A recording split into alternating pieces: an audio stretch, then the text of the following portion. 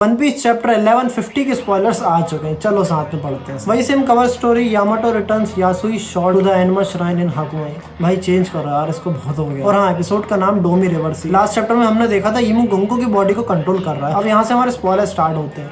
ईमू unleashes a massive conqueror's haki wave on Elbaf that knocks out some giants and the kids. भाई साहब, मतलब इसमें यूं अपनी हाकी यूज करता है, मतलब गोंको के थ्रू, जिससे वो सारे जायंट्स और बच्चों को नॉकआउट कर देता है। तो मेरे को समझ आ रहा है, यहाँ पे हमने फाइनल विलन की हाकी देख ली। Isn't it going too fast, मतलब पेसिंग क्या कर रहा है भाई ओडा। ठीक है, आगे बढ़ते हैं। Dorry Brogy and the giant pirates attack Imu, but Imu uses a magic book to take out some knife and guns. Then Imu steps and shoot one of Brogy's arm. Okay bro, literally इन लोगों ने एक नया concept लिया है। Final villain के लिए concept ही change कर दिया। जब सारे जायंट्स ईमू गोंको को हमला करने जाते हैं, ईमू एक मैजिक बुक का यूज करता है, इससे वो ढेर सारे वेपन्स, नाइफ और गन्स को समन कर लेता है। बट ये मैजिक बुक आई कहां से? What is this exact? और can it be a book जिससे ईमू 5 एल्डर्स और मतलब किसी को भी इमॉर्टल बना सकता है? एंड द फैक्ट इज ईमू ये सब कर रहा है मरी जो इसमें बैठ के। वो यहाँ पे फिजिकली प्रेजेंट नहीं होने के बाद भी भाई डोमिनेंस दिखा रहा है अपना। That shows how much of power Imu sama holds. And जो ईमू पहले छुपा रहा था शैडो में, यहाँ पे वो ईमू को कंट्रोल कर रहा है, अपनी मैजिक बुक यूज कर रहा है। भाई क्या कर रहा है वो? स्पॉयलर्स नहीं, क्या है? चलो आगे बढ़ते हैं। Since Elbaf has no king, Imu says Dorry Brogy must be the new king. Then Imu sama uses a technique called Devil's Contract and transform Dory Brogi into demons with great strength and immortality in exchange for a small of their lifespan. Shit, इसने डोरी ब्रोगी को तक demon बना दिया transform करके।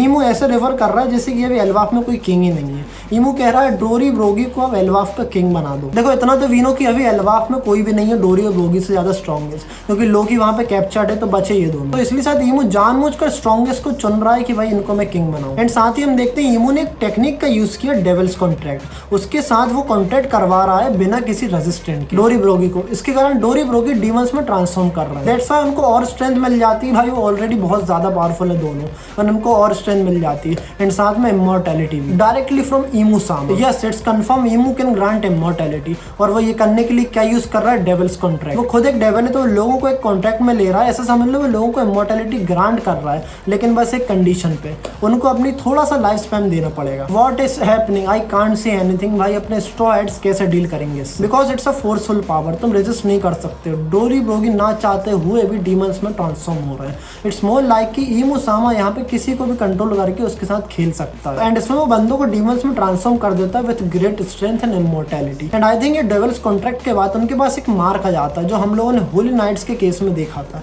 मतलब जो Somers के हाथ में था। एंड अभी हमारे स्ट्रॉ हेड्स इतने पावरफुल नहीं है कि ईमू के अगेंस्ट जा पाए। ऑफ कोर्स गवर्नर ने बढ़िया काम करके दिखाया, तो ऐसा तो नहीं है कि हम कुछ नहीं कर सकते, कुछ कर तो सकते हैं, but we need time. I think इस ब्रोकन पावर का कुछ ना कुछ तोड़ तो जरूर होगा कि हाउ टू काउंटर इट। आगे डेविल्स कॉन्ट्रैक्ट देखने के बाद ये तो समझ आता है कि होली नाइट्स को कैसे पावर मिली। उनके साथ डेविल्स कॉन्ट्रैक्ट हुआ होगा सेम फॉर 5 एल्डर्स, जिससे गोरो से और होली नाइट्स ट्रांसफॉर्म हो गए डीमंस में, अपना थोड़ा थोड़ा लाइफ स्पैन देकर। और ऐसा भी हो सकता है वो इसके बदले उनकी पूरी की पूरी लाइफ स्पैन ले ले, ताकि वो जब चाहे उन्हें इजीली मार सके।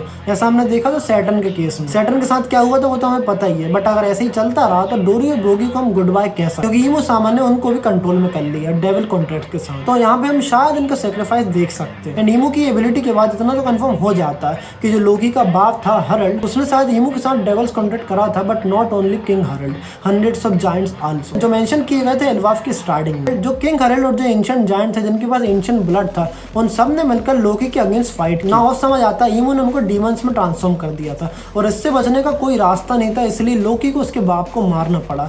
इससे इतना तो समझ आता है कि Loki is not a bad guy. ठीक है, next chapter ending. Chapter ends with Imu commanding a demon army that have giants who have transformed into giant devils plus the MMA demon monsters to kill off Jarul।